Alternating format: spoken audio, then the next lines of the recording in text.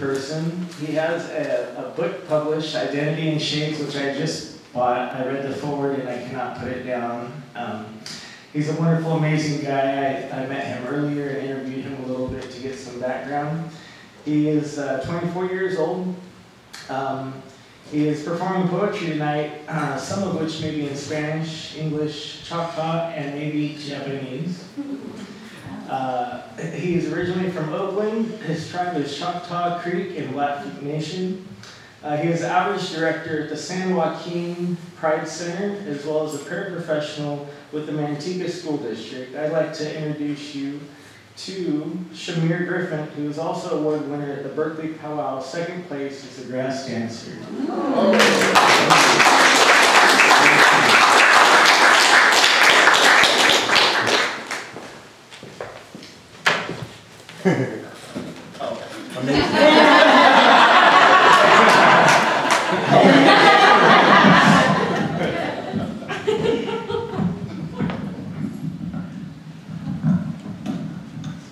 Story of my life.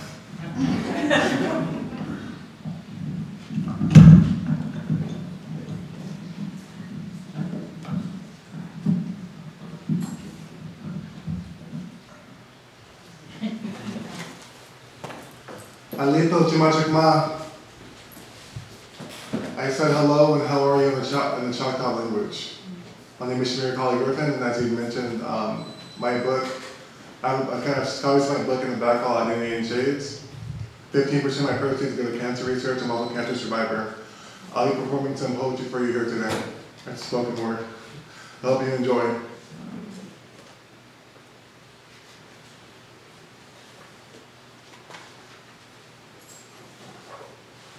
This first one's called Urban Floetry.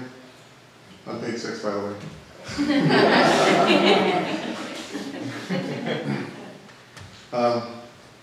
I spit words like bullets, guaranteed to infect your mentality, over hot topic issues like your birth to enlightenment and death to hostility. Now calm yourself now in this battle of spiritual,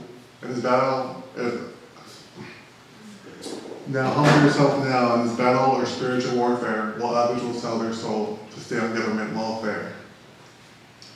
Be wary of your surrounding, and if need be, hide yourself in the trenches, as cowardice and hesitation lead to preemptive action, flinches. City nights become filled with the voice of activists and of mothers of gang members who are now childless. This is urban poetry that is made rhythmic with baritone voices and careful poetic justice-inspired choices. It is contagious and offers words of spiritual warmth and wisdom, but is so raw it need not magnum-based protection. I spit words like bullets guaranteed to vex your vitality over hot topic issues like your birth to enlightenment and death to hostility. Now calm yourself now in this battle or spiritual warfare where others will sell their soul to stay on government welfare.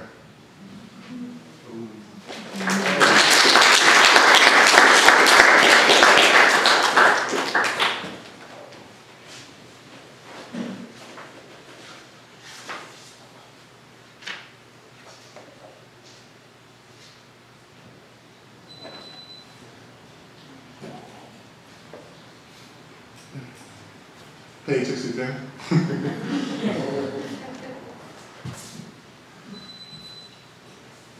This is always a tough one. Angels crying in A minor. The words you spoke that night taught me loneliness. Eyelashes flop across that wide space called time. Staring deeply into that place of preserved memories called the past. A heart that appears both brief and sweet, and I honor it with a tear. We chose our feelings we didn't know we had, something labeled fear. Hands grew anxious, yet desired the company of each other. If you were my obsession, then loving you was my compulsion. This is my disorder, and no, it isn't generalized anxiety. It's a story of you and me. Knowing love is knowing God. So I knew it was not wrong to try and make it. When hearts were clumsy enough to fall in love, that they'd be clumsy enough to break it.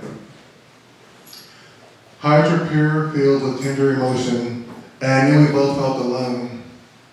I hoped that we could be alone together, and for past sins we could atone.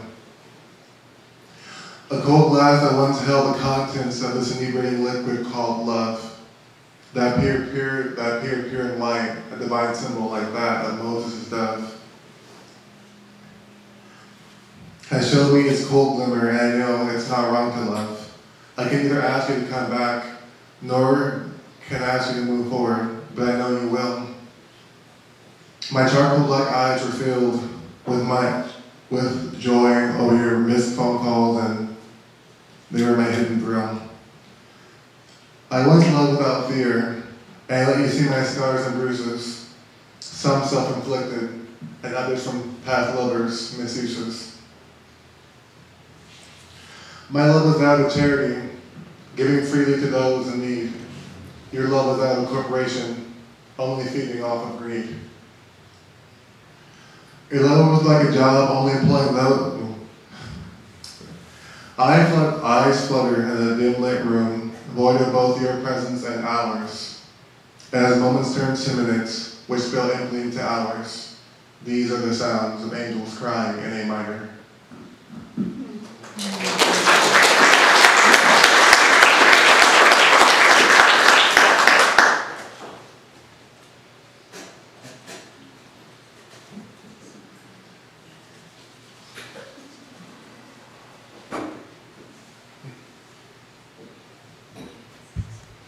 This is actually one I've never performed before, so this is dedicated to my first boyfriend when I was 14.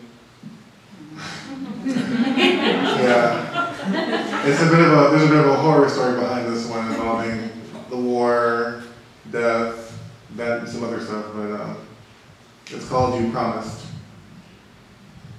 I sift through memories like grains of salt and sand that keep slipping. You were the type to never leave anything behind, yet I still kept tripping.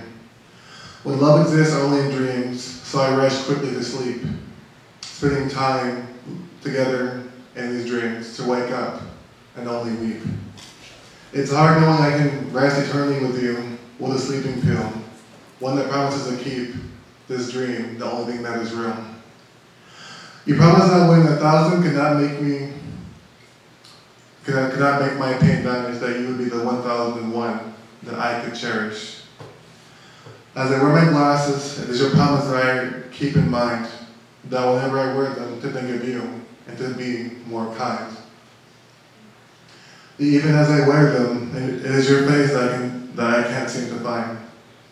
You promised to use the strength in your arms to protect, but now you and your arms are 6 feet under, and there is no strength left. And my most genuine wish, if my most genuine wish comes true, it would be to stop your death. The coldness left by your absence is all that is left now. Yo siento depresivo y no te veo, yet I look for you. Now all I can say is, Imamo, Ashiteiru, Imamo, Oboeteiru.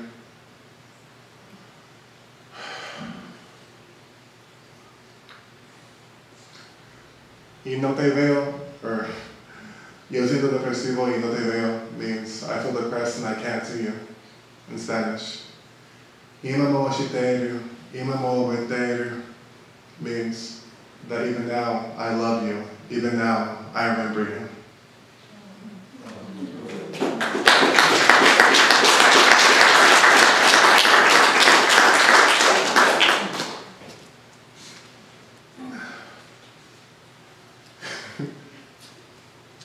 Ten-year-old wounds.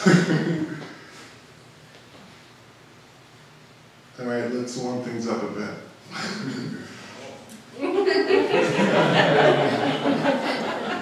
This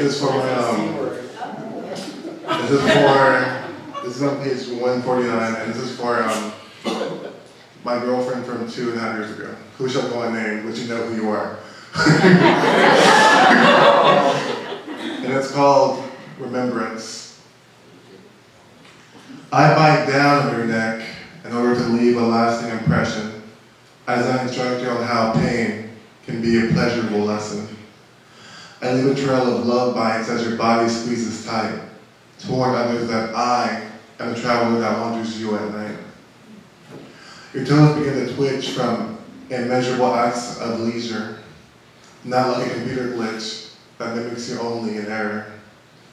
I whisper to you that you will remember every bit of this as we kiss each other and our tongues tie themselves, speechless. Your soft tone rises into an almost demonic scream, as if to awaken in those last few waking moments of a wet dream. The light of the shifting sunset is leaking through fine, as you relinquish your name in favor of screaming mine. I massage love bites and skillful brushstrokes in my tongue that seem to leave you breathless as though you were the one missing half a lung.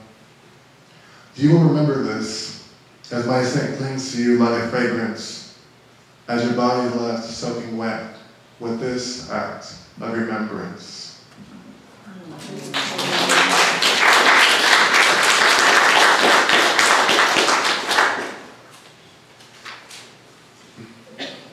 For this one, I ask that everyone close their eyes, please.